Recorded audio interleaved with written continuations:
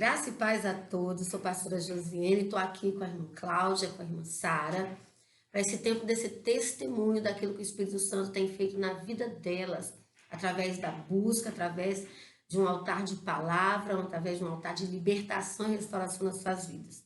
Quero te dar umas boas-vindas, você é muito bem-vindo nesse vídeo, e que o Espírito Santo traga muita revelação e edificação para a sua vida. E para tanto nós vamos orar, amém? Pai, nós te convidamos porque o Senhor é o centro de todas as coisas, o Senhor é aquele que é, que era, que há de ser. Tu és o próprio amor, tu és o motivo de estarmos aqui, porque estamos aqui para te glorificar e acima de tudo te dar graças, porque o Senhor é bom e a sua benignidade dura para sempre. Te louvamos e que todas as pessoas que assistirem essa live sejam poderosamente edificadas pelo teu poder e pela tua palavra, em nome de Jesus. Amém. Bom, amados, no primeiro momento nós gravamos uma live, né, pelo YouTube ao vivo, mas infelizmente a gente teve problemas com o áudio e houve muita microfonia, houve muita interferência, a qualidade não ficou boa. E muitas pessoas pediram para a gente estar juntos de novo, em outro momento, refazendo a gravação desse vídeo, porque aquilo que Deus tem feito na vida da Sara, da Cláudia, de restauração dessa família é muito lindo. Então, eu vou voltar aqui para a irmã Cláudia, né? Deixar ela se apresentar para mim poder fazer a primeira pergunta. Boa tarde a todos, eu sou Cláudia, faço parte do Ministério Calhós, sou líder do departamento infantil, estou na intercessão e trabalho pela graça de Deus na EFICOL. Eu sou Sara, sou do Ministério Kairos, faço parte do Ministério de Dança e do grupo de louvor também. Amém. Vamos lá. Irmã Cláudia, há cerca de mais ou menos uns 5 anos que Deus deu a oportunidade de eu conhecer a irmã Cláudia. Uns 5, 6 anos atrás, se não me falha a memória, não é? Mas a sua história, a sua jornada não começou aí, começou antes disso, né? Então, minha primeira pergunta o que te levou a lutar e a buscar um nível de entendimento, de libertação, de cura, de restauração? O que te empurrou para tudo isso? Quais foram as circunstâncias que te levou a lançar mão dessa ferramenta poderosa em Deus na palavra, que é uma vida de restauração e libertação?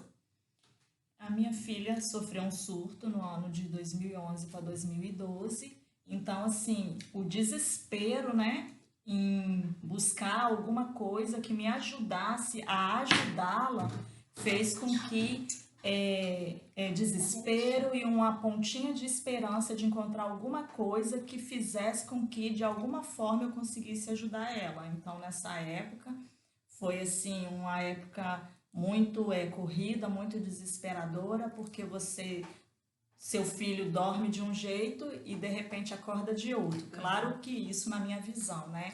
Isso era só um gatilho que foi liberado. E ali, com ela surtada, acordou ali fora, né, da sua mente, e a gente buscou recursos no posto de saúde na época, porque quando alguém sofre um surto psicótico repentino, então você procura o posto de saúde e a assistente social dá um jeito de encaixar a pessoa para logo ter o atendimento, e foi o que aconteceu com ela. Aí eu fui levar ela, né, ao médico para ver o que estava acontecendo, porque até então ela acordou chorando, rindo, falava coisa com coisa, falava que ouvia vozes falando no ouvido dela, via pessoas, e eu praticamente não sabia nada, né, desse universo assim, mental, nada. Então nessa época os meus pastores antigos me ajudaram, aí em me ajudar, acabei conhecendo a Edna, que é uma psicóloga amiga nossa, né? Uma pessoa... Eu tô nervosa porque a pastora tá perto de mim. Toma jeito! Nervosa porque ela tá perto de mim. Você contou tão bonito. Foi, mas vamos lá. E aí nessa época eu conheci a Edna através dos nossos pastores, que é uma pessoa que tem um entendimento na psicanálise, na psicologia, e começou a ajudar a Sara. E quando ela viu Sara pela primeira vez, ela identificou que era algo espiritual, que não era só algo da parte mental. E começamos a orar, buscamos, Deus foi fazendo conexões com várias pessoas que eu costumo dizer que foram anjos que o Senhor foi colocando no nosso caminho para nos ajudar nessa jornada. E a gente fomos, de uma certa forma, nos conectando a pessoas até chegar a pastora Raquel. Através de Edna, ela tem umas cunhadas que fazem parte de um ministério de libertação, entende um pouco de libertação. Chegamos a ir até a elas, né, levar Sara, conversou com essas pessoas e através dos parentes dela, a gente chegou até a pastora Raquel, que na época era da Igreja Resgate, eu não sei se ela ainda faz parte, né, dessa igreja, e ela falou que iria nos ajudar. Ela chegou a fazer 2 atendimentos com Sara e por fim ela me chamou e falou: irmã, eu achei muito humilde da parte dela, porque ela falou: irmã, eu não tenho assim todo o entendimento de tudo isso e eu também estou trabalhando num evento muito grande e eu vou levar você até uma pessoa que vai poder estar te ajudando melhor. Na época ela estava ajudando num evento que o pastor Cote estaria aqui no Espírito Santo, até levou nós nessa palestra ali com o pastor Cote para entender, e eu muito assustada porque fazia anos parte de uma igreja tradicional, não entendia absolutamente de nada. Claro que a gente sabe, né, que está escrito na palavra de Deus sobre as bênçãos, maldição, mas eu, sinceramente, irmãos, era uma pessoa que não lia a palavra, não tinha entendimento nenhum na palavra, até mesmo porque eu lia e não entendia. Então, quando você lê algo que você não entende, você não tem interesse. Então, eu não tinha interesse, assim, pegava aquela coisa religiosa. Estava sempre em orações, em casa, nos montes, e vivia aquela vida, vamos dizer assim, como se a igreja fosse uma empresa e eu uma funcionária, né? Envolvida em vários cargos, achava que só levando Sara para a igreja e deixando lá na salinha com as tias era o suficiente, ela estava salva em Cristo Jesus e nada ia acontecer com ela. Engano meu, que enquanto eu estava fazendo isso, e totalmente negligente, né? E displicente, ainda mais a fase que ela estava, que é a fase da adolescência, que é uma fase que os pais têm que estar ali próximo dos seus filhos, ouvindo, observando, dando instruções. Eu simplesmente, né, negligenciei. Quantas vezes ela chegou até a mim para falar: mãe, está acontecendo algo de errado comigo, eu não estou dormindo de noite. E eu simplesmente, absorvida ali pelo trabalho secular e pela igreja, não dei a devida importância, até mesmo com a minha boca, eu acabei falando várias vezes que ela estava louca, Meu Deus. né, com a minha própria boca.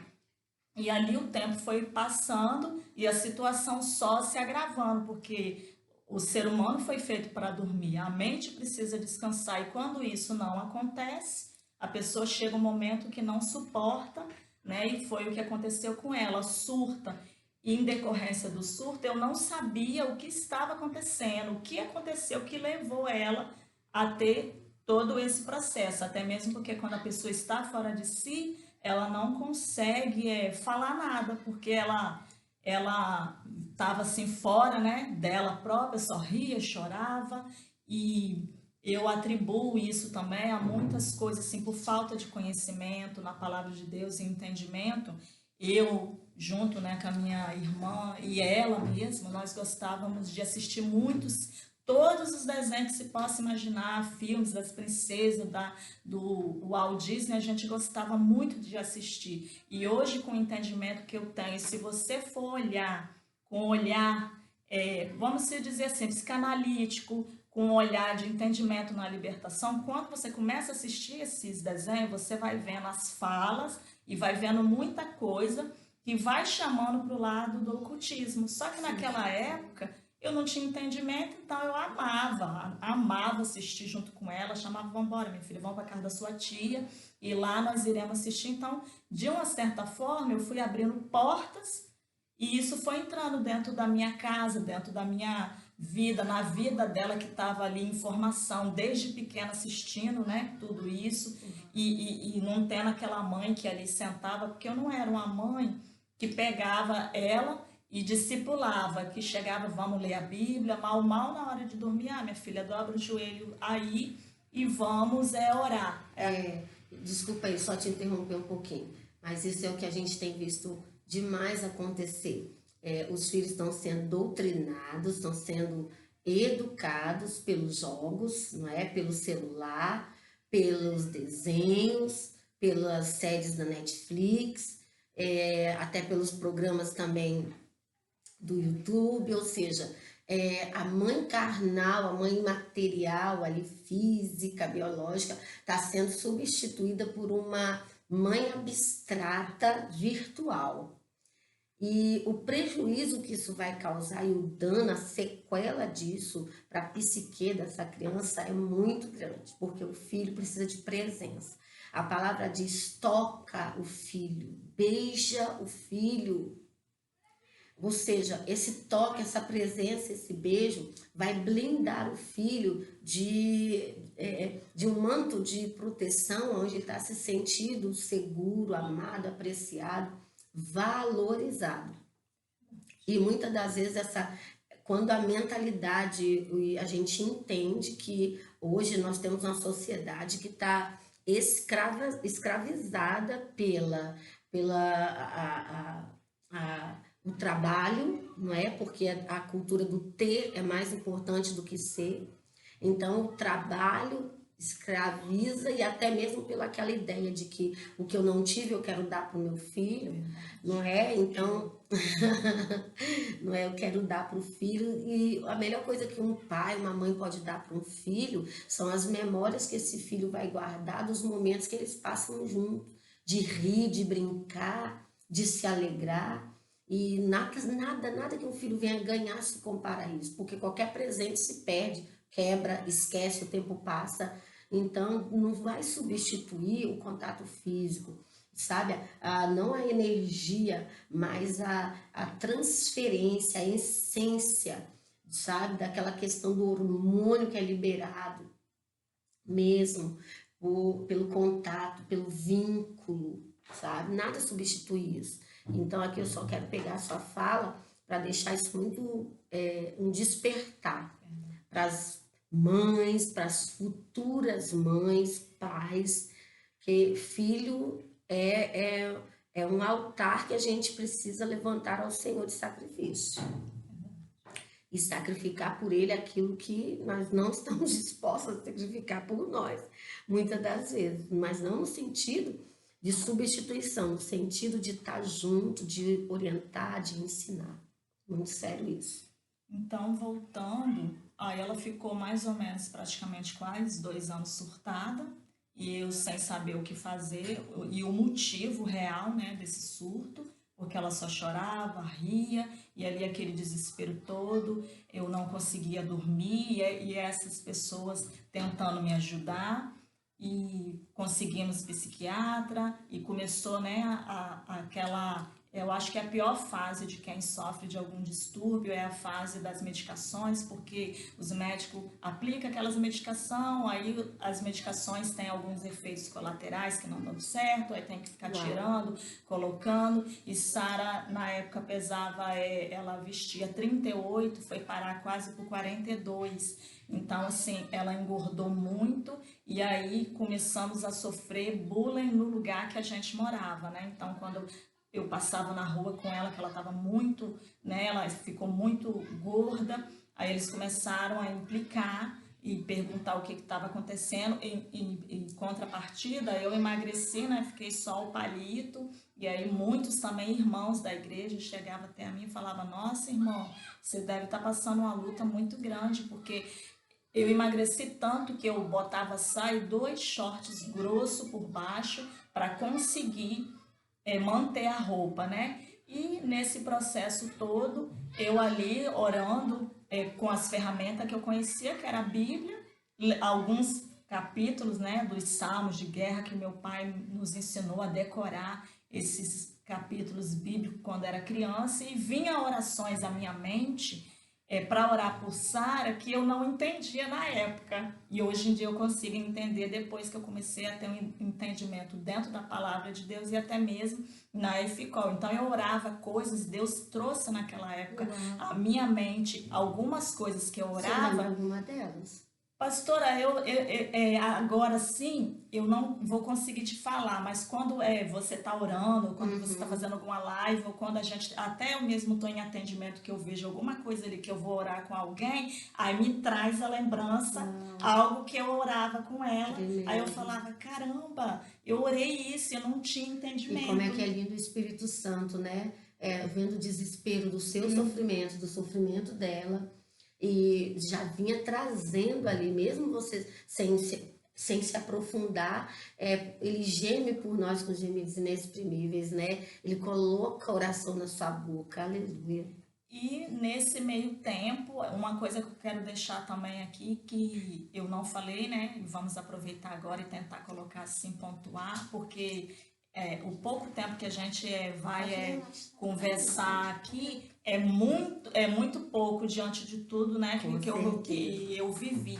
Uau. Então, essa é uma coisa que eu quero ponderar aqui para vocês, pais, e até para nós mesmos, adultos, é quem coloca a mão na cabeça, tanto nossa quanto dos nossos filhos. Nossa. Porque nesse período do surto, né, estava surtada, fora de si, mas não estava possessa, não estava naquele estado de possessão. Mas quando uma pessoa colocou a mão sobre ela, que não tinha legalidade, tinha várias brechas na vida, foi aonde Sara ficou endemoniada. Uau. Ficou 21 dias endemoniada, incorporada dia e noite. Eu não gosto nem de ficar comentando assim muita coisa, porque ela não se lembra, então tem coisa que ela não lembra.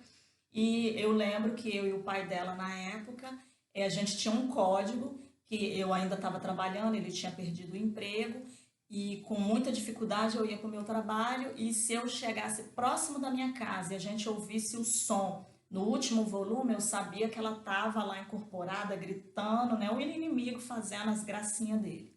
E aí eu saía correndo, chegava em casa, ela estava lá. Infelizmente, pasme, mas ela estava assim, ela criava formas, né, no corpo, se transfigurava pelos desenhos, aquelas imagens horríveis, tanto dos desenhos quanto dos filmes, e estava ali, às vezes atracada com o pai, eu chegava e começava a acalmar ele, falar calma, que aí Sara tá aí, ela tá aí. Eu lembro disso que às vezes ela ia avançar para cima dele, eu queria avançar para cima de mim, e eu pegava e falava, calma, calma, Sara tá aí. E já começava a orar e expulsar tudo que eu Uau. nem sequer imaginava, e esse processo aí a gente orava de suar a camisa, até que ela gritava, né? Eu sabia quando era ela, porque aí ela dava aquele grito e falava, pai, mãe, socorro, me ajuda, ele está me maltratando. Então, assim, eu tive duas amigas que ficaram ali comigo nesse momento, porque me ajudavam a cuidar dela, a dar banho, pentear os cabelos. E pasmem vocês que quando eu tirava a roupa dela, eu acho que naquela época, se o conselho tutelar alguém, né, dessa linha tivesse ido lá em casa, nós acabaríamos sendo presos, porque quando a gente olhava para o corpo de Sara, era assim, estarrecedor de ver ela toda marcada. Era como se alguém tivesse pegado uma vara de goiaba e batido nela e tinha aquelas partes todas marcadas, aqueles vergões. Aí ela falava, mãe, olha como que eu tô, ele me bate. Ela falava, ela voltava assim a si alguns momentos e falava, olha o que ele faz comigo. Ela tinha uma dor de cabeça muito forte e aí ela relatava pra gente que ele puxava ela pelos cabelos. Eu lembro que ela reclamava muito de dor nos pulsos, dor nos tornozelos, uma dor muito forte na coluna e na área do ovário, né, que é a área da fertilidade, ela reclamava muito. Então ela relatava para nós que ele botava correntes tanto nos pulsos quanto nos tornozelos e saía arrastando ela. Então ela sentia muita dor na cabeça. A coluna eu não entendia, hoje eu entendo, né, Kundalini e várias outras coisas aí, mas ela sentia dores muito fortes ali. A gente ia fazendo o que a gente podia, irmão. Sara chegou assim no nível tão grande de endemoniamento que ela tentou o suicídio. Eu e Edna fomos de trem, né, ali na estação, para poder assim, vamos sair um pouco com ela, para passear, para poder, a gente tentava fazer de tudo para poder assim tirar ela um pouco desse sofrimento.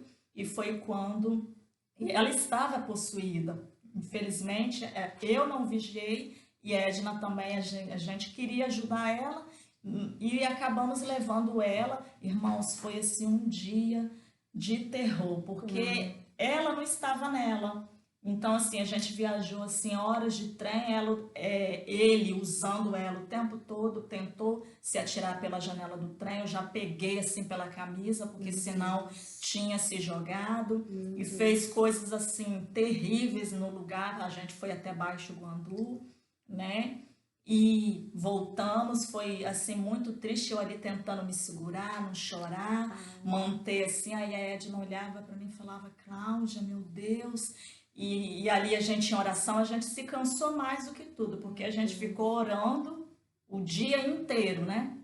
Para que ela ficasse bem, mas acabou não ficando bem. Então, deixa eu te fazer uma pergunta.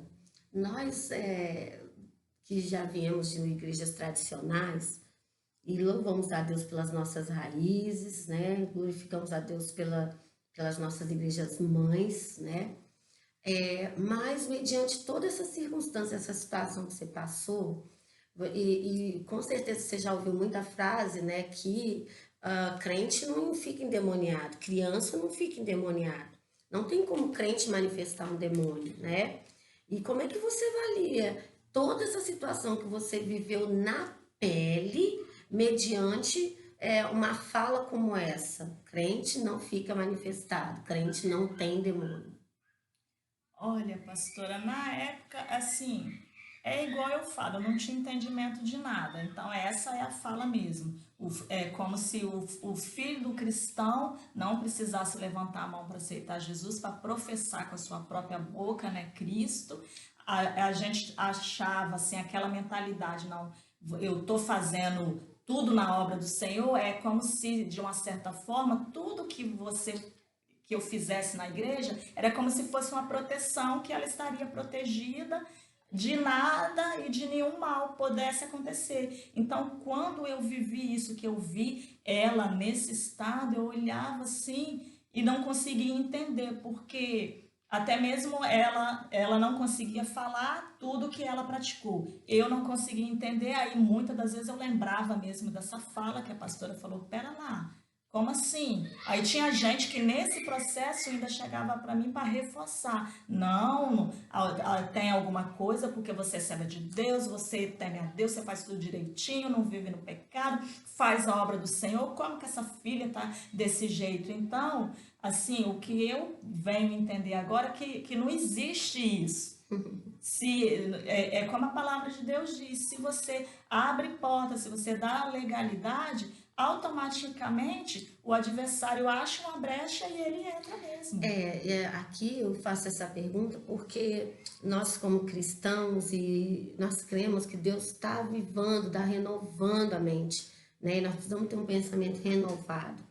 E por que dessa pergunta? Exatamente para a gente ter um entendimento de desconstruir esses pilares, né? Porque pior do que, meu Deus, às vezes da própria morte, é uma vida pautada em ensinamentos errados. E tudo era macumbaria, pastora. Sim. Ou era obra de... Era tudo, não. Era Uau. tudo, era. As revelações era que a obra de macumbaria tinha sido feita muito grande, que o diabo estava furioso na vida dela, que queria lançar ela no mundo como uma prostituta, uma mendiga. As revelações e as falas sempre foi essa. Nunca foi tipo assim, foi poucas pessoas que eu me lembro, se eu não me engano, uns 2 profetas na época, porque são 10 anos aí, então a gente acaba esquecendo muita coisa, que eu me lembro de falar que ela tinha feito algo.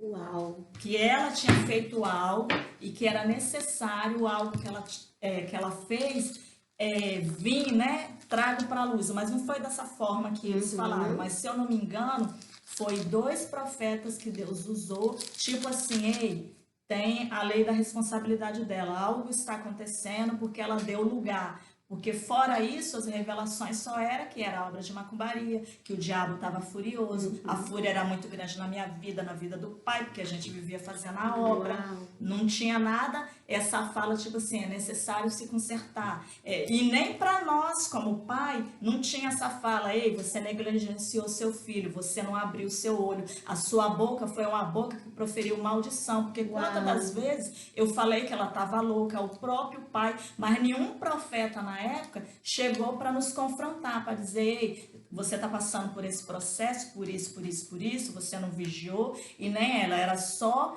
que uma obra de macumbaria, um trabalho tinha feito para destruir a nossa família e destruir a vida dela. Quando, na verdade, muitas das vezes as coisas que estão acontecendo na vida da gente é pautado naquilo que nós estamos descumprindo em desobediência. E com isso, nós oportunizamos as explorações das trevas contra nós. A palavra vai dizer que a maldição sem causa não encontra pouso.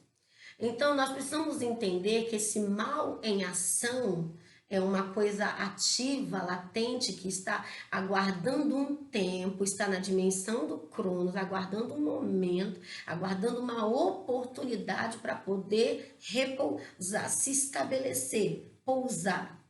E aí nós entendemos que a palavra maldição, ela tem várias palavras para isso na Bíblia, mas uma delas está associada ao hebraico, a fala, aquilo que eu decreto, aquilo que eu libero. Então, quando uma autoridade, que é a figura de um pai, de uma mãe, libera, você é isso, você é aquilo, você está determinando o destino. Porque, principalmente, aquilo que os pais falam tem o poder de disparar o destino, aonde essa pessoa vai chegar, para onde ela está indo na própria vida. Então, esse cuidado é aonde nós precisamos ter para quê? Para que esse descumprimento não nos exponha àquilo que o inimigo está aguardando um momento para poder estabelecer. Então, encontrou pouso para ativar alguma coisa no código com base numa declaração verbal por autoridade dos pais, provavelmente também com legalidades na herança e na genética espiritual, e também naquilo que é a lei da semeadura, aquilo que o homem semear, o homem vai colher. Então, a sua colheita é resultado da sua plantação, do seu plantio. Então, daquilo que muitas das vezes ela também pôde estar colocando sobre a vida dela. Então, naquilo que os pais decretam, naquilo que os pais colocam os filhos para serem influenciados pela música, pelas mídias, você está entendendo? Já está se lançando e disparando um destino para a vida dos filhos, entendeu? Isso é muito sério, muito pontual. Mas pode voltar aí.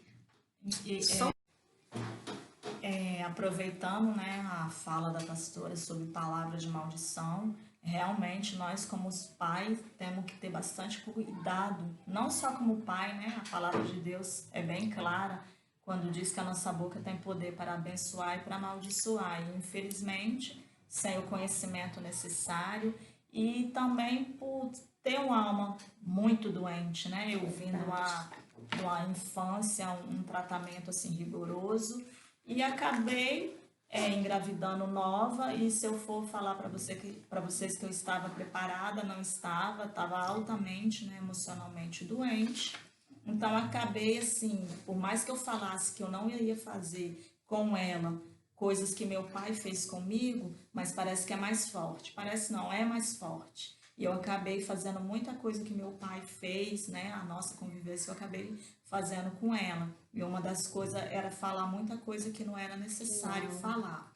E eu quero deixar assim também para os pais olhar para os filhos como os filhos fossem uma pessoa, né? Como o filho é um ser humano a qual Deus criou.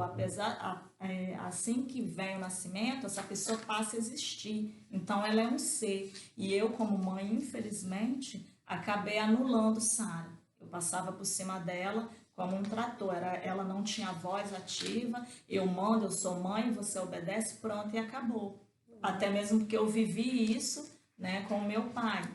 Mas é que nós possamos ter esse olhar, principalmente nessa fase aí dos 7 anos de idade, depois nessa fase que vai entrando a adolescência, não anular a criança até desde pequena mesmo, já ajudar a criar na personalidade, perguntando à criança o que é que você acha disso, né? O que que... Não, eu anulei, eu passei por cima, até hoje em dia, porque a libertação, irmãos, é uma disciplina que a gente precisa nos disciplinar a cada dia. Então, até hoje tem coisas que muitas vezes eu me pego, quando eu vejo que eu vou fazer, achando que eu tô só, porque eu não sou sozinha, tem ela também. Sim, sim. Então, eu volto atrás, o Espírito Santo traz o meu ouvido dentro de mim e volta, e aí eu pego e vou até ela, tipo assim, eu tenho que ficar o tempo todo me policiando e lembrando que eu não posso tomar nenhuma decisão sem ela estar presente, porque ela faz parte do contexto familiar, ela faz parte da nossa família. Uau. Então, ela pequena, né, menor, eu fazia isso, e em decorrência de tudo que eu tenho vivido e tenho aprendido,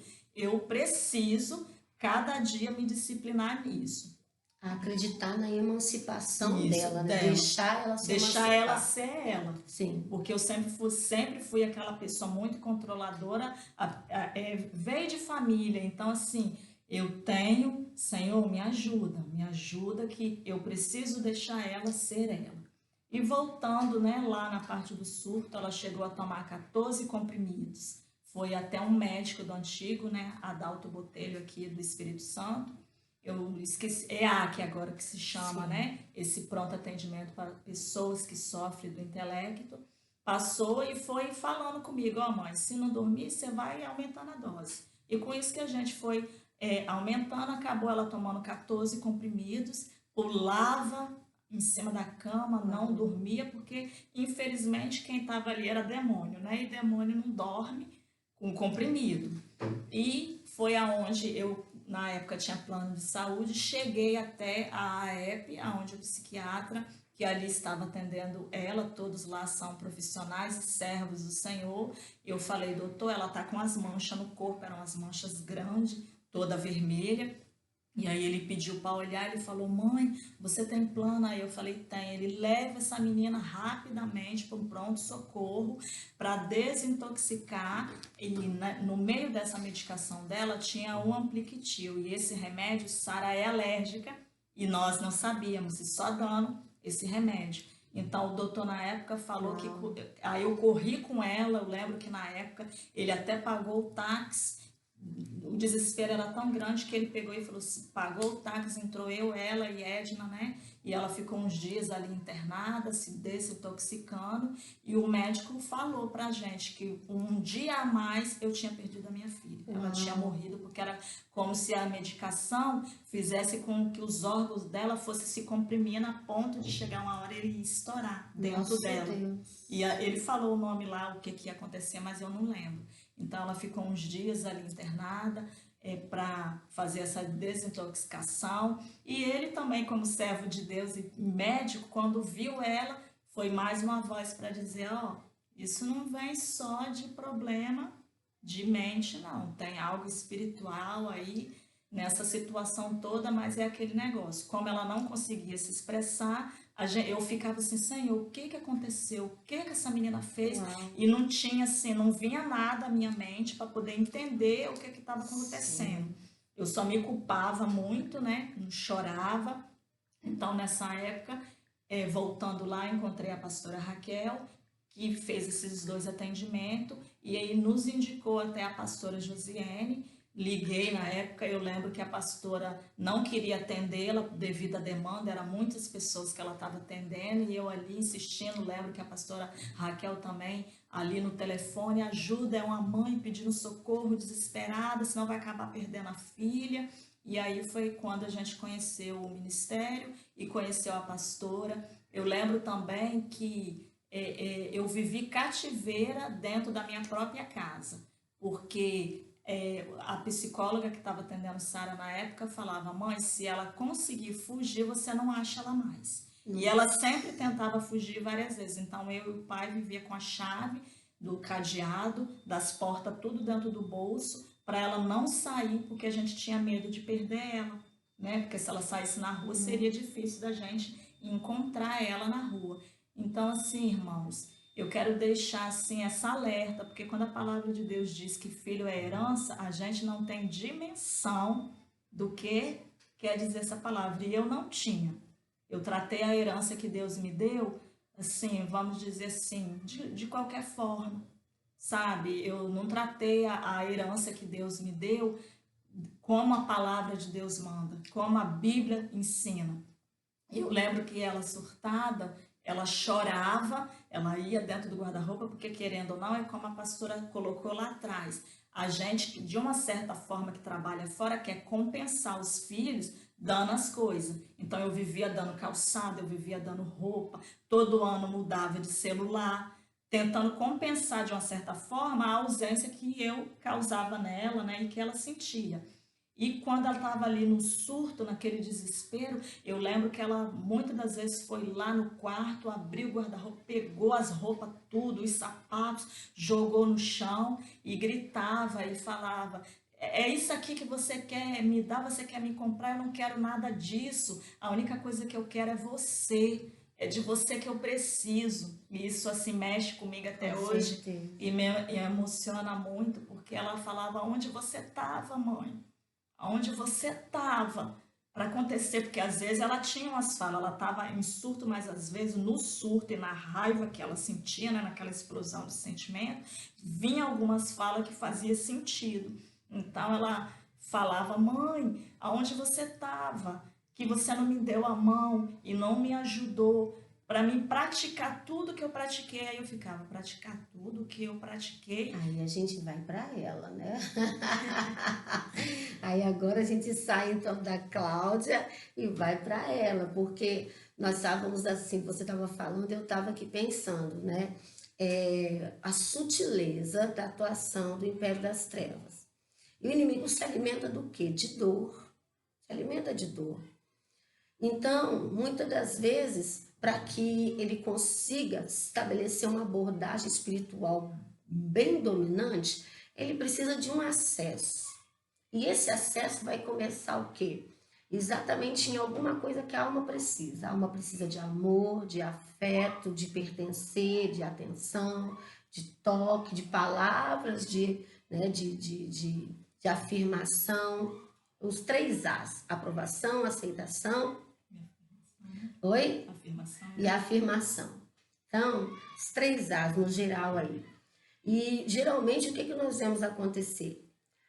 A estrutura é que uma circunstância nos relacionamentos e no ambiente é articulosamente montada para gerar uma ferida. A ferida gerada é aonde se começa a infestação, começa o ataque, porque uma ferida, ela pode ser uma ferida superficial, mas ela pode necrosar, ela pode virar uma colônia de bactérias, ela pode infestar de miíase. Eu estou falando dentro de uma perspectiva fisiológica, mas isso aponta para aquilo que acontece no reino espiritual. Então, essa ferida na alma de uma rejeição, de se sentir rejeitado, então, por um pai que só vive focado na sua própria vida e no seu próprio ministério, de uma mãe que também só vive focada em ter as coisas e trabalhar para Deus, pensando que está agradando Deus, né? E o triste que a gente, quando aprende essas coisas, é que a gente vê o quanto nós erramos tentando acertar, pensando que estamos fazendo certo, fazendo tanta coisa para Deus sem Deus, Sem Deus da obra. né? Envolvidos com a obra de Deus, sem o comando do Deus da obra, mas o comando é do nosso coração, porque nós gostamos, nós queremos estar ali envolvidos em situações que não vem ao caso agora. Mas esse distanciamento, essa família desconecta, essa mãe dominante, esse pai, muitas das vezes passivo e marginalizado na sua própria vida, gera um rombo de uma rejeição da ferida que fez o quê? Agora entra você, agora a pergunta vai para você. Com base nisso, esses sentimentos, essa dor te levou a praticar o quê? começo mesmo, eu entrei no mundo da pornografia. Entrei no mundo da pornografia, aproveitava que minha mãe saía de casa para poder ir pro computador e ficar vendo aquele monte de cenas, né, obscenas, né?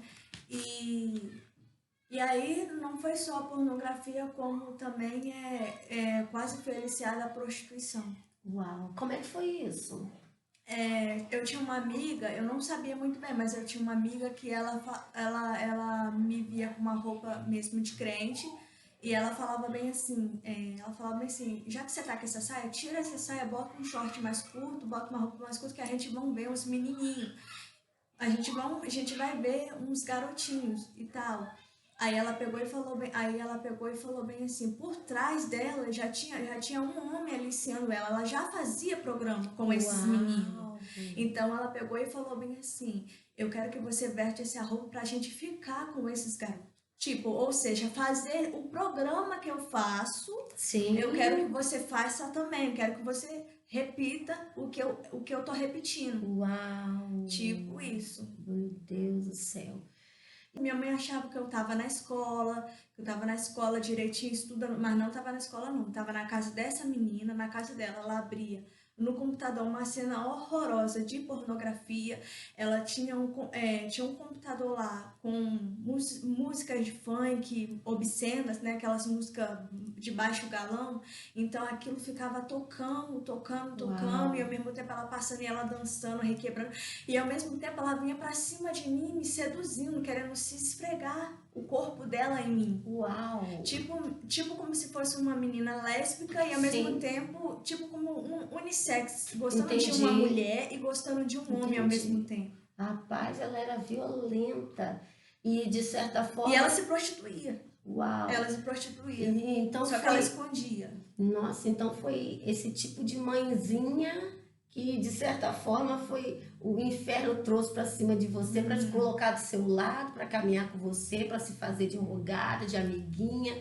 de companheira e de conselheira. Sim. E o relacionamento com essa menina e o ambiente escolar promoveu o que ainda mais? Te levou a se envolver com mais o quê? Olha, uma vez elas falaram bem assim, fez uma simpatia com o livro, pegou um livro, abriu ele e falou bem assim, eu quero que você faça se você fizer tudo que está nesse livro, você vai ter tudo o que você quiser. Uau, então esse livro era um tipo de... Simpatia. De simpatia no bom sentido, né? Era um tipo de... Feitiço. Livros de feitiço.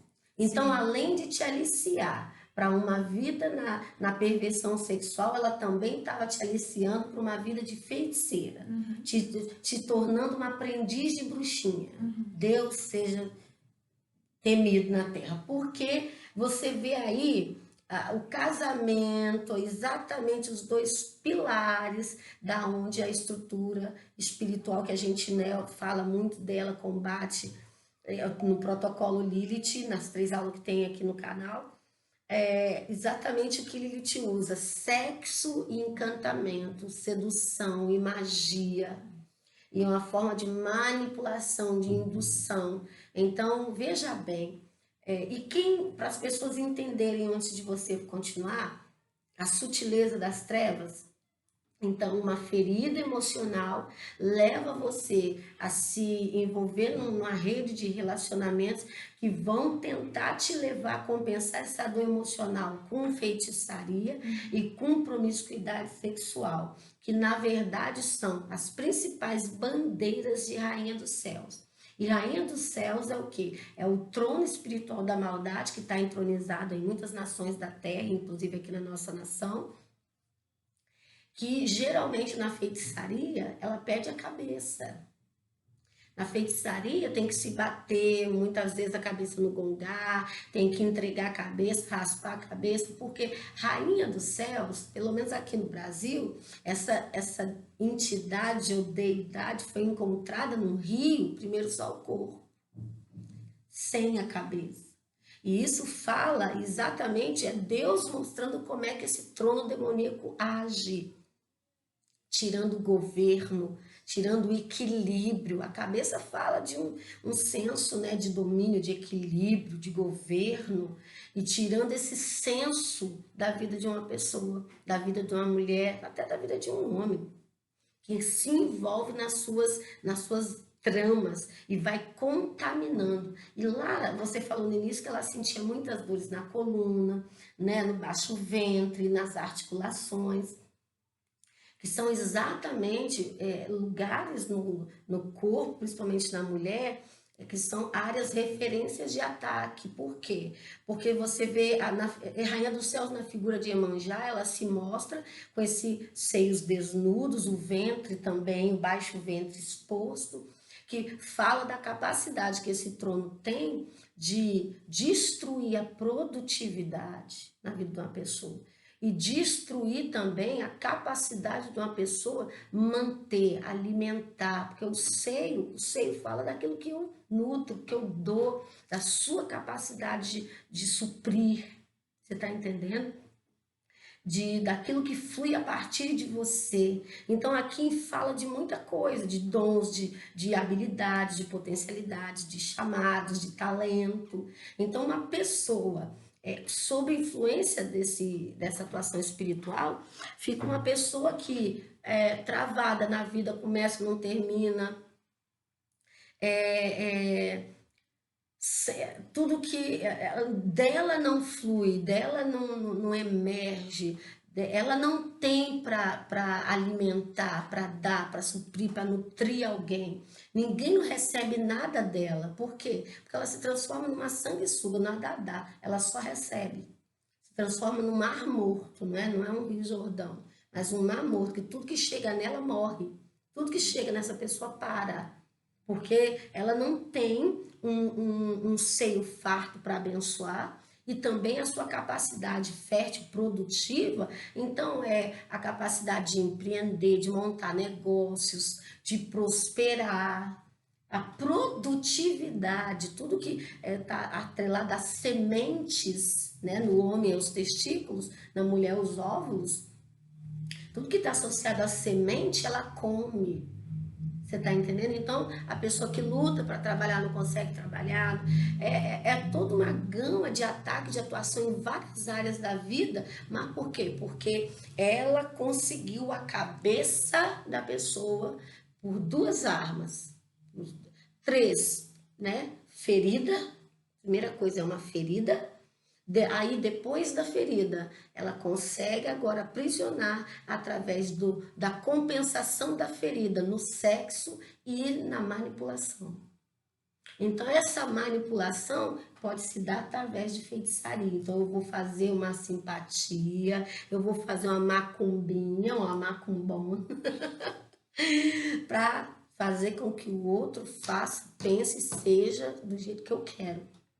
Antes dela continuar, pastora, essa fala sua aí de Iemanjá, eu lembro que quando ela falava que ela estava com dores, ela falava para mim assim, mãe, ele me machuca, ele mexe nas minhas partes. Uau! Ela falava, quando ela voltava, ela Sim. falava assim, ele faz eu pegar e fazer coisa com eles. Aí eu olhava aquilo assim, como assim? Uau! E eu ficava horrorizada, porque era como se eu vivesse um verdadeiro filme de terror. Então, além dele bater nela, dele aprisionar, tinha horas que ela falava assim, mãe, você precisa de ver o que ele manda eu fazer com ele, Uau. o que ele faz comigo. Uau. Então, eu associo isso também à pornografia, porque ao mesmo tempo que você é alimentado, o inimigo vem depois, de uma certa forma, te punir, porque ela era Sim. punida.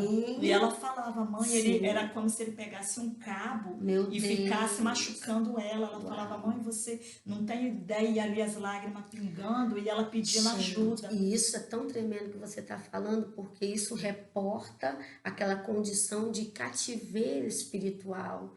Veja bem, o que uma ferida na alma e a compensação dessa ferida faz? Essa alma que foi fragmentada, ela é torturada de uma dimensão espiritual. Lilith, ela atua nos 4 níveis de dimensão, da água, da terra, do ar e do fogo. Então, de acordo com o feitiço, o encantamento que é feito, pede fogo, pede água, pede vento, pede terra, né? Então, se pede terra de macumba, terra de cemitério. Ela atua nos 4 dimensões. Então, de acordo com o feitiço que a pessoa faz, a pessoa fica presa nessas dimensões. Dimensão de água, dimensão de terra, dimensão. E de lá dessas dimensões ela é torturada. E ela é, irmãos, não escandaliza, porque nós estamos com 2 pessoas aqui dando um testemunho real do que elas viveram na pele, e ela vivia a tortura e expressava ainda para os pais. Então, muitas das vezes, verdadeiramente é o princípio da loucura, porque a pessoa ela está vivendo uma realidade que, para quem está ouvindo, é fruto da imaginação dela, mas aquilo é real do que ela está vivendo, a ponto dela voltar e você ver marcas no corpo dela, né? Como você já relatou aqui. Então, eu já atendi pastoras que eram açoitadas por demônios e acordavam com as marcas no corpo. Então, isso está associado a quê? A raízes da pessoa, da herança dela e do território dela na feitiçaria. Na feitiçaria. E aí a gente precisa ter temor e tremor de entender que evangelho não é miojo, nem fast food, não é oba-oba. Evangelho é princípios e fundamentos. Mas eu aceitei Jesus, acabou, Jesus resolveu tudo isso. Né? Nenhuma condenação há para quem está em Cristo Jesus e que não anda segundo a carne, mas segundo o Espírito. O contexto é outro. Né? Nós não somos verdadeiramente acusados, porque agora o sangue do Cordeiro, quando nós cumprimos o princípio de confessar e nos arrepender, renunciar e viver uma vida de obediência, sim, aí ele não pode nos acusar. E com essa fala sua também de falar, né, sobre que ela quer a cabeça, na infinita misericórdia do Senhor, ele me deu 3 sonhos, a qual Sara era altamente perseguida por um demônio pequeno, mas era uma pessoa do tamanho de um anão, mas não era não. Sim. E foi sonhos repetidos, e ali no sonho eu tentava de uma certa forma livrar ela de tudo quanto é lugar. Perseguida pelos herês. E aí ele teve uma hora que ele falou bem assim, eu tento e não consigo, mas uma hora eu vou conseguir. Uau. E isso é um dos sonhos. Quando foi novamente que o sonho era muito correlacionado, ele deu um tiro. E eu lembro até hoje que o tiro foi aqui, na nuca dela. Uau. Ficou aquela marca certinha, redonda, preta de uma bala. Ele tirou um 38 e quando ele acertou no sonho, eu gritei, Sara, não consegui no sonho impedir. Foi quando o tiro entrou na nuca dela e ele falou, consegui.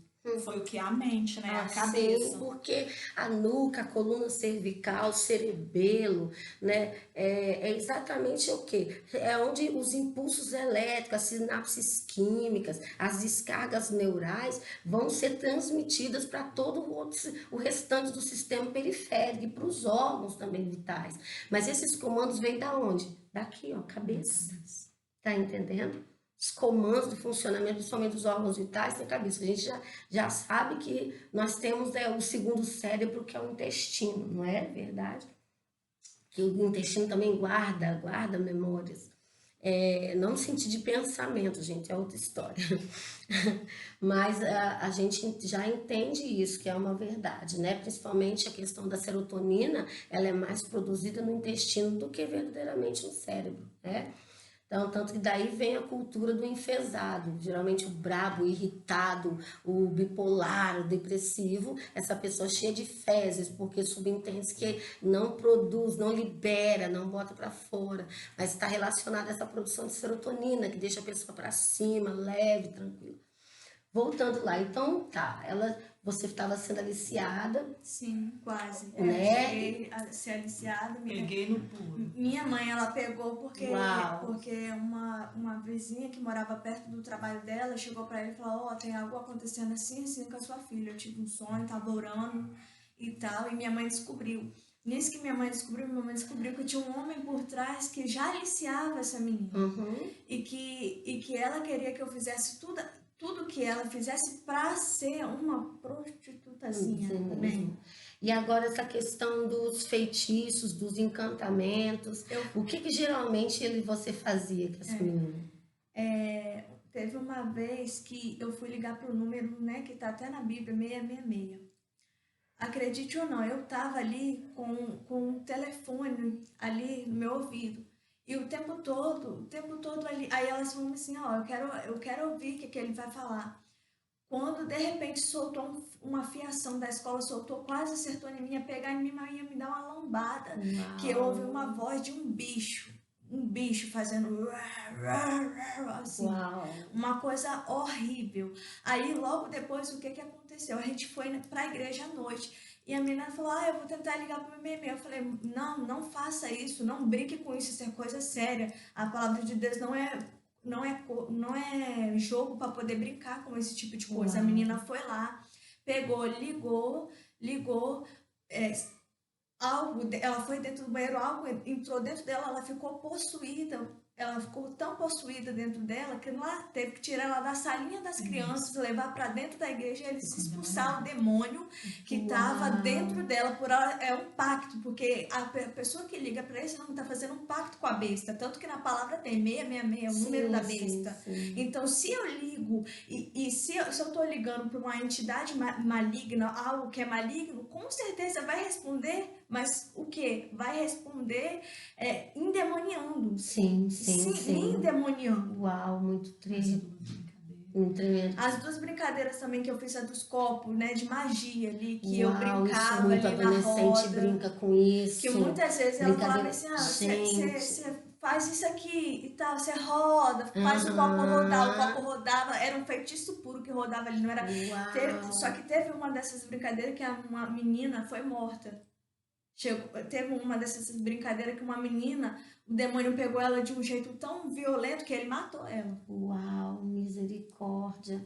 Gente, e assim, adolescente brinca demais, né? As brincadeiras de feitiço e a cultura da feitiçaria tá tão na moda, gente. Mas é o quê? É uma preparação de uma geração para se tornar anticristo, sabe? Uma mentalidade de rebelião contra Deus, porque o princípio de ser filho é obedecer.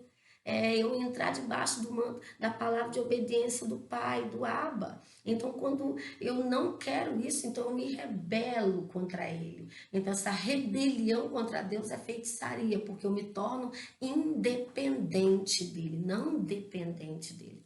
E essa questão é tão séria porque hoje a modinha da televisão, dos seriados, dos filmes, das minisséries, é a modinha do vampiro, é a modinha da vampira. Geralmente a galera é adolescente, é jovem, é bonita, é sarada, é top. Você tá entendendo? Mas é uma cultura de morte, porque exatamente são os espíritos sexuais que estão ligados a essa questão do vampirismo, a drenagem da energia vital, principalmente através do sexo.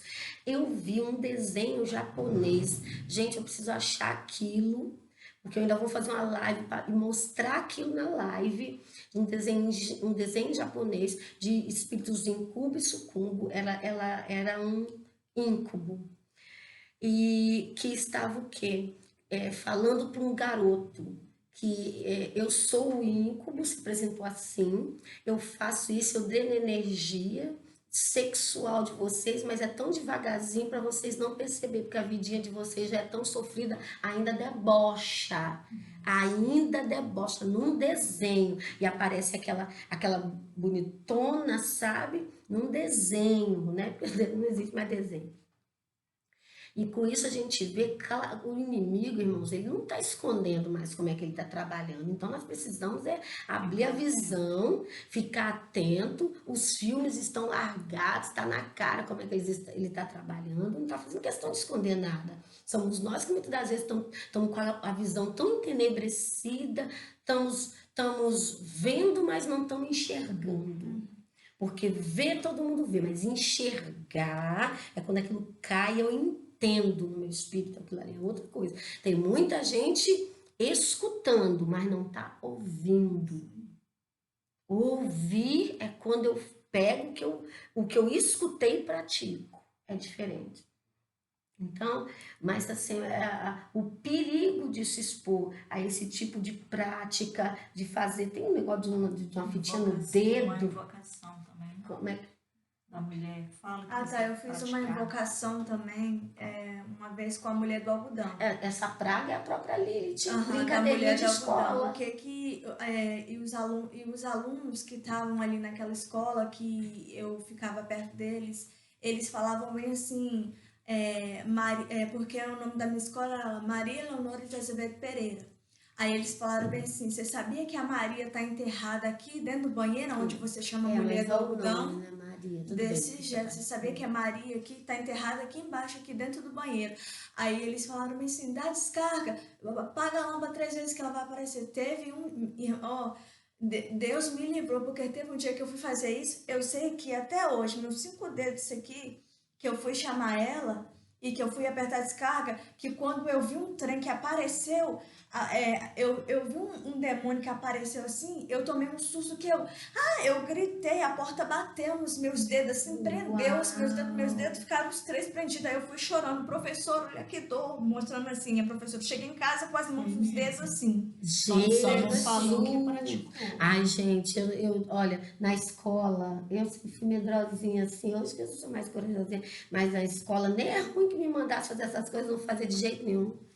Não. Mandava eu dar descarga, eles mandavam dar descarga, não sei por que, Meu xingar. E aí ela Deus. apareceu. Quando isso apareceu, um demônio é uma coisa horrível, com uma manta branca e ao mesmo tempo sangue, com um facão na mão, uma coisa horrível. E da morte. Da morte puro, endemoniado, uma coisa horrível. Aí eu fui E pra lá. muitas crianças na escola já fazem pacto com a morte através disso. Por quê? Porque os próprios coleguinhas ficam incitando um ao outro para ele se sentir ali do meio, né?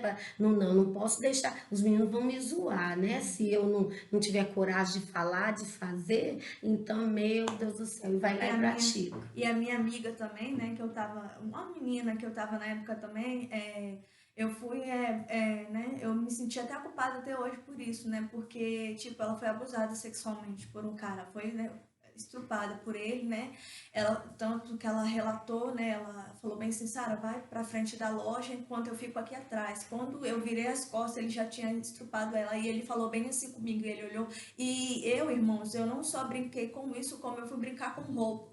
Eu tava tão revoltada da vida que as meninas mandavam entrar dentro do supermercado e roubar qualquer coisa, botar dentro da bolsa da escola e chegar com a bolsa escondida, com as coisas dentro, escondida. Então eu roubei pro supermercado, roubei loja Meu Deus. roubava coisa de dentro do supermercado e guardava dentro da bolsa. Chegava em casa, minha mãe perguntava, quem te deu isso, Sara? Aí eu pegava e falava assim, mãe, eu comprei, e era mentira.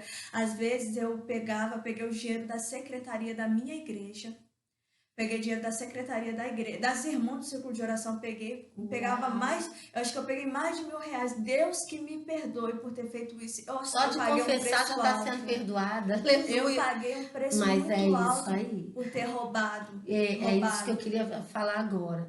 Mediante tudo isso que você fez, quando a Bíblia fala, né, que não deis lugar ao diabo, e com que aquilo que a gente vai praticando com base nas feridas, o que nós vamos nos tornando com base nas agruras da vida, nas rejeições, né, nas decepções que a gente vai vivendo, e as respostas que você foi dando, que você foi se envolvendo, foi praticando, e assim, com base em tudo que você passou, como é que você hoje se avalia, né? Nós começamos os atendimentos, foram anos, né? Até hoje, né? Ainda estão ali algumas coisinhas trabalhando, porque tem coisas que é o Espírito Santo que vai trazendo, né, para a gente trabalhar, não é nada assim, não é nada engessado, não é? E é tão engraçado que às vezes a gente está conversando, eu falei, isso daí não está no seu mapeamento, não. Olha, ó, uma aí, ó, para levar para o mapeamento para poder guerrear. Mas com tudo isso que você viveu, que você entende, todas essas brechas que você deu, essas legalidades que você deu, as coisas que nós oramos a nível familiar também para reparar, de herança espiritual. Como é que você se vê hoje? Como é que você se avalia hoje? Graças a Deus, eu me sinto liberta, curada assim, totalmente da dor que eu sentia por dentro, daquela dor que eu sentia, aquele vazio dentro de mim. Antes, quando eu estava lá atrás, eu não gostava de pegar a Bíblia, para poder pegar a Bíblia, ler, estudar. Eu pegava a Bíblia por religiosidade. Hoje não, hoje eu tenho prazer. Eu tenho prazer de falar, mãe, eu tô com a Bíblia aqui, eu vou pegar, eu vou ler, porque eu amo, eu quero Aba, eu amo Aba, eu quero Aba para mim. Aleluia. E eu dou glória a Deus pela vida da minha pastora, porque através dela, né, através dela e da minha mãe pela ajuda, né, da tia Edna também, minha mãe, porque elas conseguiram me ajudar a me tirar desses cativeiros, desse cativeiro profundo aí de treva, entendeu? Me tiraram das trevas, teve gente que me resgatou das trevas e me trouxe pra luz, e agora eu tô aqui, né, contando esse testemunho pra honra e glória do Pai. Glória a Deus. Sara, assim, o que você diz para os jovens que vão ouvir isso daqui, adolescente?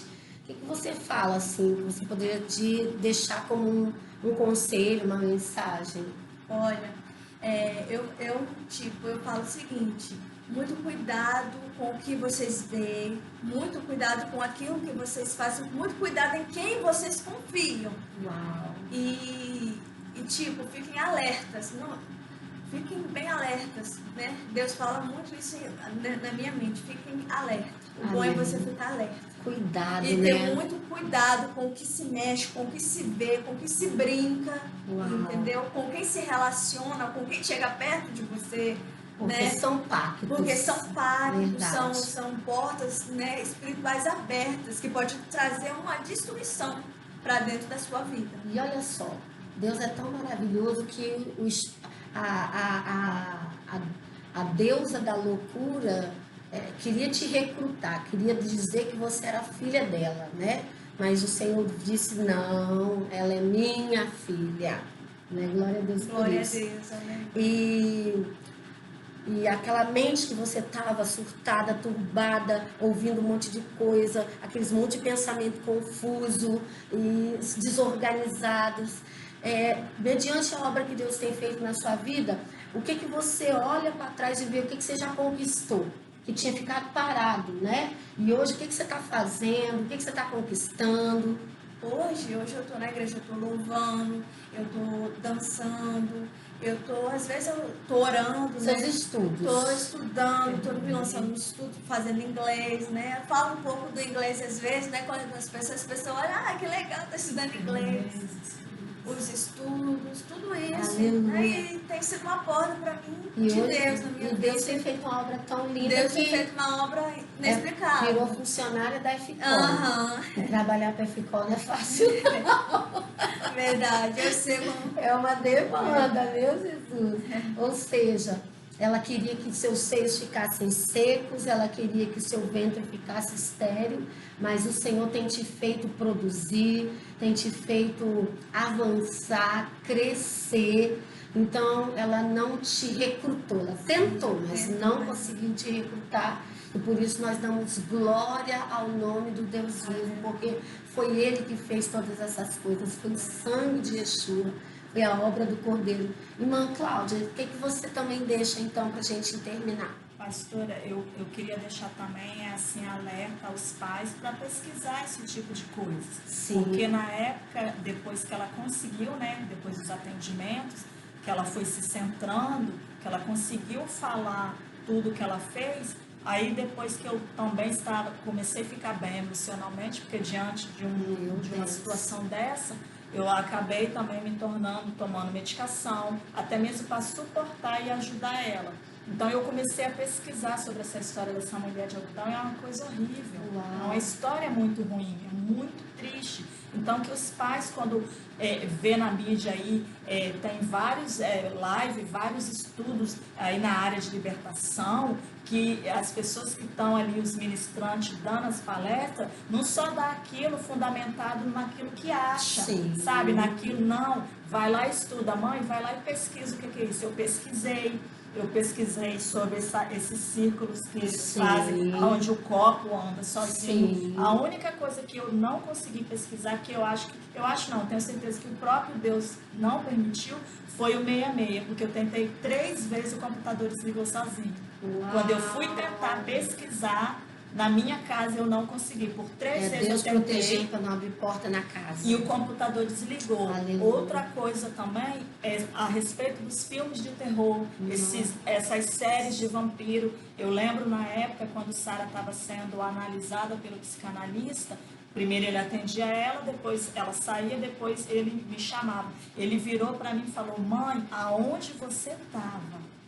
E ali eu, muito envergonhada, só chorava. Ele: aonde você estava, que a sua filha assistiu todos esses filmes, todas essas séries, e falou assim: você não faz ideia do lixo que ela trouxe para dentro dela.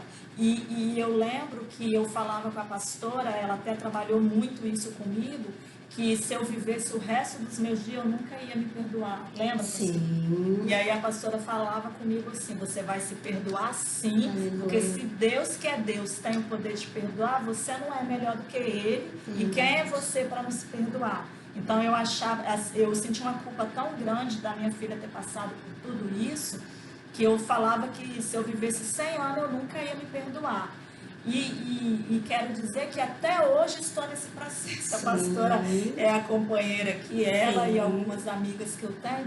Eu estou nesse processo porque é igual a pastora falou anteriormente. Libertação não é como um miojo. É algo gradativo, é um processo que a cada dia que você vai se entregando e vai dando lugar para Deus, o Senhor vai trabalhando. Aí eu quero aproveitar que a pastora recentemente, ela gravou uma live, vocês viram lá, sobre a janela de Joari. E eu lembro na época que nós aqui, irmãs da igreja, juntamente com a pastora, fizemos acho que uns 3, 4 meses de oração de 15 para meia-noite, né? Foram 5 meses, uns 4 a 5 meses. Orando, de 15 para meia-noite até meia-noite 15, mas sempre passava, né? E eu lembro de uma fala da pastora que ela falou comigo assim: pede o Senhor para trazer a janela de Joari, jogar a luz e começa a orar. Nesse sentido, irmã Cláudia, para que o Senhor venha desentulhar os pós, para que tudo que está lá no fundo enterrado venha para cima, irmãos. Você tem que saber se realmente você quer fazer essa oração. Porque quando ela... E eu sou muito assim, tudo que ela fala não é porque é ela que fala. Amém. É porque, querendo ou não, e também não é o Ministério Kairos, não é a Eficol, poderia ser o Querigma, poderia ser a Escola Isaacá, mas aprove o Senhor querer nos conectar para cá, né? Então, tudo que eles, como os meus discipuladores, pastores, falam: irmãos, eu tenho fome, eu quero cada dia mais me acertar, então eu vou mesmo. Então, quando ela falou: irmã Cláudia, faz essa oração, eu comecei, irmãos. E várias coisas foi vindo à tona, né? E várias coisas foi vindo. Então, eu costumo dizer que as coisas de Deus na nossa vida, né, pastora, é como se fosse um quebra-cabeça. Sim. Às vezes Deus usa uma pessoa, às vezes fala na palavra, usa numa pregação, coisas que no momento a gente não entende. Mas aí, quando chega um dado momento, você vai unindo aquelas peças. Então, recentemente, eu quero deixar isso para vocês verem, e testemunhar como Deus ainda está fazendo a obra ainda, a limpeza, tanto na minha vida quanto na vida de Sara, é que eu amo a Eficol, gente. Eu sou apaixonada depois que eu entrei nesse universo de conhecer sobre libertação, a restauração da alma. Hoje em dia, sim, o que eu posso estudar nisso para ajudar outras pessoas, eu faço porque é algo que queima aqui dentro. Eu não consigo, é mais forte do que eu. A parte da intercessão, de ouvir pessoas. Eu estou fazendo curso de psicanálise, se Deus permitir, até psicologia, e juntando todas essas ferramentas junto com a Eficol para somar e ajudar pessoas. Já fiz alguns cursinhos, né, na área da psicologia para entender melhor. Na época eu fazia para tentar ajudar ela, mas hoje em dia eu vejo que isso queima de uma maneira que eu quero ajudar pessoas. Aleluia. Então, assistindo um dia desse a aula de vício emocional, que até o nosso professor e evangelista Vinícius Trancoso, ele estava dando essa aula. Eu não perco as aulas, sempre é bom a gente estar sempre revisando para, né, você sempre está pegando, porque sempre Deus... Eu costumo dizer que você pode ver um vídeo umas 10 vezes. sempre naquele mesmo vídeo você vai olhar assim, vai falar, uau, eu não tinha visto isso, eu não tinha ouvido isso, como é a palavra de Deus também.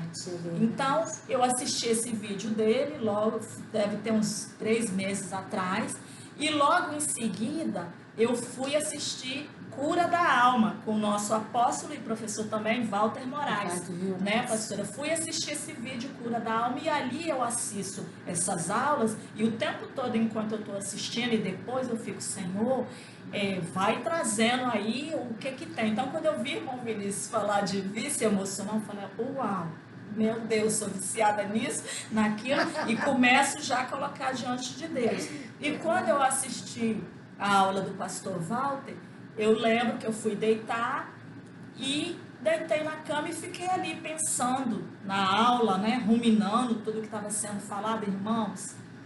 E tem uns tempos atrás que eu sempre sonhei com Sara pequena. A pastora prova disso, que eu sempre chegava aqui, pastora, eu só sonho com Sara pequena.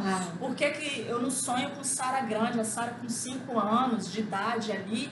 E eu indo até um lugar, e eu lembro que nos sonhos ela sempre está aprisionada em prédios com grade, e eu sempre falando com ela assim, fica aí. A minha raiva depois que eu acordo, que eu fico assim, gente, por que eu não tirei ela de lá? Por que eu mandava ela ficar lá? Nos sonhos eu falava, fica aí que eu vou trazer o seu pai, mas eu se referia a Deus, e ele vai te tirar daí. Só que eu não consegui entender. E nessa noite ali, né, orando, falando com Deus e lembrando da aula dele, e lembrei que eu sempre sonho com ela pequena e eu não consegui entender. E eu tinha te falado, ela tá presa na infância. Na infância, realmente, essa foi a fala da pastora. E aí eu tive também uns 3 sonhos nessa época, como se eu voltasse lá na minha casa antiga, quando Sara tinha seus 5 anos de idade, como se eu fosse entrar num portal, só que no sonho eu tive medo e não fui. Aí lembro até na época que eu contei para a pastora, irmã Cláudia, você tinha que ter ido, Deus queria mostrar algo que estava lá, mas eu com medo não fui. E nessa madrugada, pensando nessa aula, irmãos, a janela se abriu. Aleluia. Eu vi nitidamente quando eu fui arremessada. Eu não estava dormindo. Eu estava ali orando e pensando, eu fui arremessada da minha antiga casa, vi todos os cômodos do jeitinho que era, e vi Sara pequenininha brincando, e vi, às vezes, olha como a minha alma era doente. E ainda precisa de cura a cada dia, porque eu era aquele tipo de pessoa que estava na igreja, mas se acontecesse alguma ocasião na igreja de fofoca, de confusão, alguém vir me chamar a atenção, era o suficiente para mim ficar sem dormir à noite, passava a noite em claro sem dormir, chorando, me vitimizando, né, naquela autocomiseração, e no outro dia eu queria dormir, só que eu tinha uma criança pequena que eu não podia ficar dormindo o dia todo. Aí o que eu fazia? Eu tenho até vergonha de falar, mas não podemos mentir. E o que eu fazia? Eu levantava, dava o café dela, né, que eu nunca fui negligente nisso, pelo menos nisso, né, da alimentação, mas não deixava ela, queria abrir as portas, ela queria abrir a janela da casa, ela queria sair para o quintal para brincar, e eu não deixava. Eu falava, não, você vai ficar aqui no seu quarto brincando, porque a mamãe precisa dormir. E quando ela ficava muito agitada, eu abria um pouco a porta da cozinha e deixava ela na varanda brincando, mas várias vezes ia lá, olhava para ver se estava lá, tudo direitinho, mas o lugar que ela ficava mais presa era no próprio quarto e na sala. E nisso o Senhor trouxe também, nessa madrugada, a fala dela aí. Eu não sabia se eu dobrei o joelho e ali eu só chorava, porque ela sempre, até recentemente, ela ficava assim, mãe, eu sinto quando eu entro dentro do meu quarto como se eu estivesse presa. É um lugar da casa que ela passava horas ali dentro, daquele lugar, lendo, às vezes louvando, escrevendo, compondo, que ela gosta de escrever melodia de louvores, e ela ficava ali.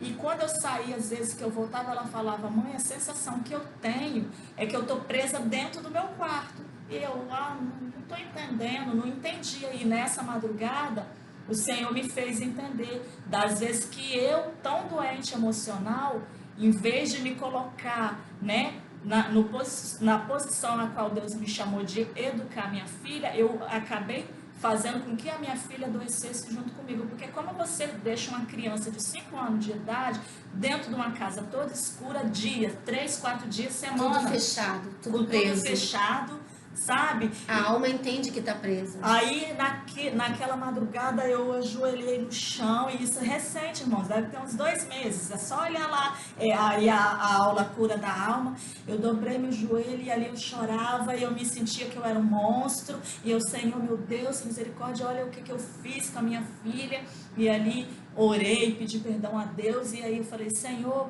o que eu preciso fazer? O que é necessário fazer? Aí o Senhor me deu a orientação no outro dia. Aí quando eu tinha terminado o job junto com ela, eu chamei ela e falei, minha filha, lembra-se, assim, o que mais me impactou foi ela lembrar, o Senhor foi trazendo, né, a lembrança dela lá, aqueles 5, lembro, mãe, lembro que você fazia isso, eu não gostava, e os olhos foram enchendo de água, e as lágrimas pingando, e eu, a voz embargada, e eu comecei a chorar, e ela, não chora, mãe, eu te perdoo, te perdoo, te perdoo, e eu tô, minha filha, em nome de Jesus, me perdoa, porque eu não lembrava disso, mas o Senhor trouxe, se Ele trouxe, é porque é necessário Aleluia. ter conserto. Aleluia. Aí eu falei, Senhor, o que eu faço? O Senhor me deu a direção, que eu mesmo fui lá, fechei todas as janelas de casa, puxei as cortinas, deixei a casa toda escura. Eu falei, vem cá, Sara, agora nós vamos orar.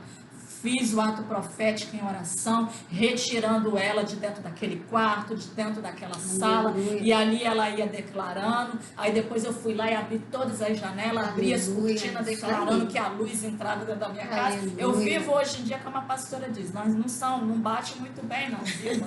Então, para vocês entenderem que esse processo dura até hoje, isso deve ter o quê? Uns 2 meses que aconteceu, quando eu falei, pastora de Deus, você não sabe o que aconteceu.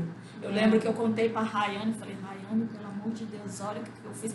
Rayane, eu acho que ela ficou tão estarrecida que ela só ficou me olhando, ouvindo, tipo assim. Aí ela falou, caramba, quando Eloá acorda, eu tenho que levantar.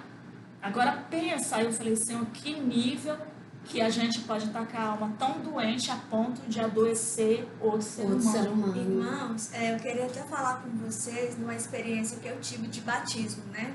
Eu fui batizar, só que estava praticando tudo o que não prestava. E estava dentro da igreja. Você ia batizar nas águas? Ia batizar nas águas. Naquele irmãos. envolvimento todo? Naquele envolvimento todo, ia batizar nas águas, irmão. Aí o que aconteceu? Foi o dia do batismo e foi. E eu o tempo todo eu falava, ai mãe, eu não quero batizar. Aí eu falei, não, eu não vou batizar. Minha mãe falou, não, eu não vou te obrigar, fica a sua critério. Eu falei, então eu vou me batizar. Irmão, peguei e fui descer a água de batismo. O irmão orou por mim. Quando eu pisei o ônibus, que a gente estava vindo embora, quando eu pisei o pé na escada do ônibus, o motorista falou bem assim, tem uma pessoa que acabou de entrar aqui dentro, que vai passar pela fornalha, vai pisar em espinho, vai sofrer com o gosto, e Deus vai tratar com ela. Aí quando eu olhei assim, eu falei, sou eu? Aí, é você. Ele falou que naquele dia estava Deus ia deixar uma marca em mim, Deus ia deixar uma marca. Foi o tiro que você sonhou. Uma marca Foi o tiro que você sonhou. Bem lembrado isso que ela lembrou, que eu estava aqui o tempo todo para falar. E o pastor era tão religioso, o pastor lá, tão religioso, porque eu tinha jovem na fornicação. O pastor, tipo assim, não era tanto que foi tanto a culpa do pastor, nem tudo foi culpa do pastor, foi falta de conhecimento que ele não tinha. Porque tinha gente dormindo com mulher, homem dormindo com homem se esfregando em mulher que batizou. Mas daí não vem o caso, pula essa parte. Solteiro. Sim. Solteiro, né? No caso, você quer dizer com consenso do pastor eles batizaram.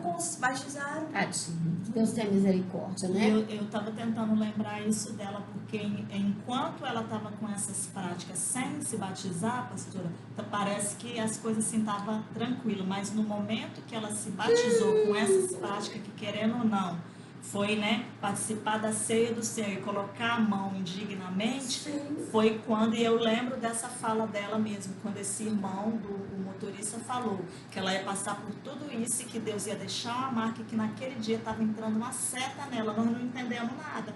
Eu falei, como assim? Acabou de sair das águas do batismo. Calipa mais que a neve. Alva mais que a neve. E depois disso, estourou toda essa situação, né? O bullying que sofreu também na escola. Muita gente o batismo é uma bênção, sim, mas o que acontece, né, pra gente construir entendimento aí.